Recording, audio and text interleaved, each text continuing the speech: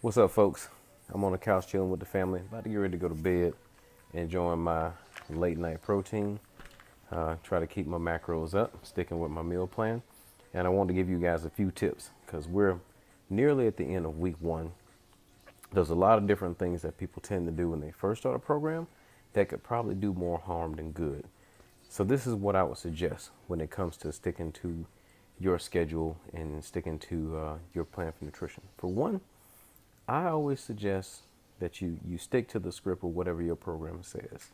Nothing more, nothing less. If you have a prescribed amount of food, you eat that. I know it may be overwhelming for people who don't eat that much, but trust me, you'll benefit from it later, especially when your metabolism starts to pick up. Some people have the tendency to, whenever they start working out, it's just to go gung ho, like 2 or 3 workouts a day. And my question for that has always been, for what? If you're working according to a certain program, stick to the script. If your workout requires 1 workout that day, do that one. If it requires 2, do those 2. My motto has always been that if I have enough energy left for an additional workout, that means that I possibly didn't apply myself as hard as I could in the first workout. So keep that in mind whenever you decide to go a little bit extra. Also remember that your nutrition plan is based on a certain set of calories projected for a certain amount of energy to be burned. So the more that you eat at the limited amount of calories and do excessive workouts, you hinder your ability for your muscle to develop, and you start to strip your body of muscle, which does worse on your metabolism. So it does way more harm than good. The other thing, and the one thing that we run into so much, is self-sabotage. Do not self-sabotage. And it's so easy to do. It's so easy to do. And that's why I try to get you guys to stick to the schedule, so strictly, especially when you first start out. I know that things pop up and things happen, and when they do, you have to make adjustments, and that's fine. But don't do unnecessary halts to your program. If you have a prescribed workout for that day, make sure you get it done. If you don't, know that you got to work like heck to get yourself back on schedule, because if you don't get back on schedule, what tends to happen is you use it to justify additional days off.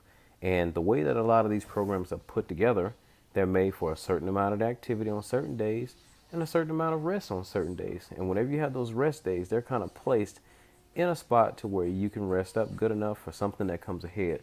So an example like mine, where I do Body Beast, I work out 6 days a week, and then you have 1 rest day, and then 6 more days of working out, and then 1 rest day.